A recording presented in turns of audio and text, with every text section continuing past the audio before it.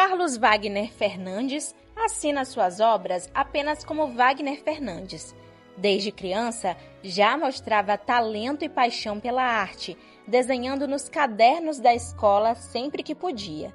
Com o passar dos anos, esse interesse só cresceu. Antes de se dedicar totalmente à arte, Wagner teve outras profissões. Foi frentista e também trabalhou como segurança, como mostra a foto. Mas foi durante uma temporada em São Paulo que percebeu que aquilo que mais amava poderia fazer também parte de seu ofício. Tudo começou quando ajudou a decorar uma festinha de aniversário. A partir daí, não parou mais. Foi se aperfeiçoando, explorando diferentes estilos e técnicas até conquistar espaço com suas obras. Hoje, seus quadros já ultrapassaram fronteiras, como essa pintura que retrata o tambor de crioula, vendida para um colecionador alemão. E agora que você já conhece um pouco mais sobre o artista Wagner Fernandes, a gente vai bater um papo aqui com ele.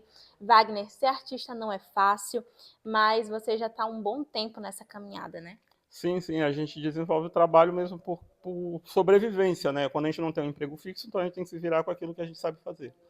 Uhum. E de onde que você tira inspiração para as suas obras? Porque a gente sabe que hoje em dia grande parte dos teus trabalhos são por encomenda, né? A questão dos quadros.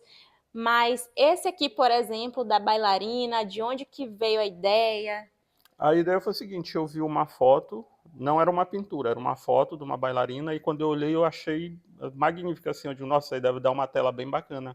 E aí eu peguei, baixei a foto, imprimi e consegui reproduzir nessa tela que está aqui atrás.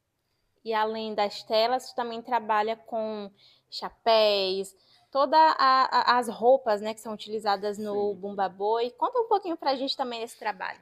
Sim, a minha primeira encomenda de trabalho de Bumba Boi eu tinha 13 anos. E eu posso falar que eu aprendi um pouco do que eu sei com a minha vizinha, que era minha vizinha que é falecida hoje em dia, que era conhecida como Dona Nhadica. Eu lembro que eu era criança, ela começou a bordar um boi infantil, que na época era conhecida como União da Mocidade, hoje Mocidade de Rosário, e ela começando a bordar e eu ia para lá e ficava observando. E aí, depois de algum tempo, eu com 13 anos, uma senhora que foi minha mãe de criação, né, que eu moro com minha mãe biológica hoje em dia, minha mãe que me criou, ela pediu que eu bordasse um peitoral para uma criança que ia pagar uma promessa também no boi da mocidade hoje em dia. E aí, desde então, eu comecei a fazer trabalhos manuais com bordados, com pinturas. Estou até hoje aí nessa área. Olha, e como a gente já falou, não é fácil ser artista, né? É, os produtos que vocês utilizam, né, a tinta, os pincéis, têm um valor elevado. Tem, já houve uma época em que a tinta foi bem mais, a gente gastava bem menos, tinha uma grande variedade de cores e uma facilidade melhor até para conseguir certos materiais. Aqui mesmo em São Luís, que aqui em Rosário a gente não encontra. Mas hoje em dia se tornou mais difícil por falta de matéria-prima, porque eu creio que sejam materiais importados, né? O Brasil não fabrica esse tipo de material. Fabrica a tinta, mas a matéria-prima não, e aí se tornou um pouco mais elevado os valores e mais difícil de encontrar certas cores.